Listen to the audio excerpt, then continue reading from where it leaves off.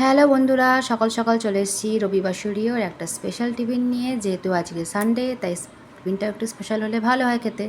তার জন্য দেখো আমি এখানে ব্রাউন ব্রেড নিয়ে নিয়েছি, ওখানে 3টে ডিম, একটু পেঁয়াজ আর একটু লঙ্কা নিয়ে নিয়েছি। বুঝতেই পারছো কী হবে, ডিম টোস্ট। তোমরা অনেকেই বানাও, আমিও বানালাম আমার মতন প্রসেস করে।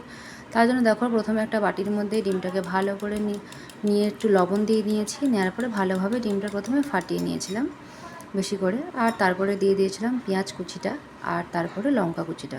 তোমরা কে কে খাও একটু জানাবে। পেঁয়াজ লঙ্কা কুচি দিয়ে অনেকেই খায়, অনেকে আবার শুধু ডিম ফাটিয়ে লবণ দিয়ে তাতে ব্রেড দিয়ে মানে ভালো করে করে ভেজে নিলেই হয়ে যায়। তো সেই প্রসেসিংয়ে আমি আজকে করিনি, আজকে আমি একটুখানি পেঁয়াজ দিয়ে করেছি, একটু আলাদা রকমভাবে। খেতে বেশ ভালোই হয়েছিল এবং খেতে একটা অন্যরকম স্বাদ হয়েছিল এই আর কি।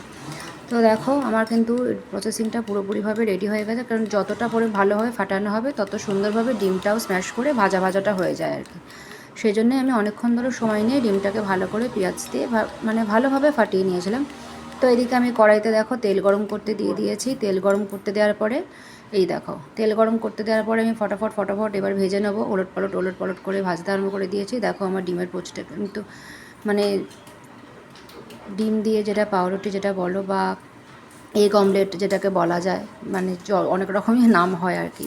তো রেডি হয়ে গেছে। তোমার আজকে কী কী টিফিন করেছো সানডে স্পেশাল অবশ্যই জানিও।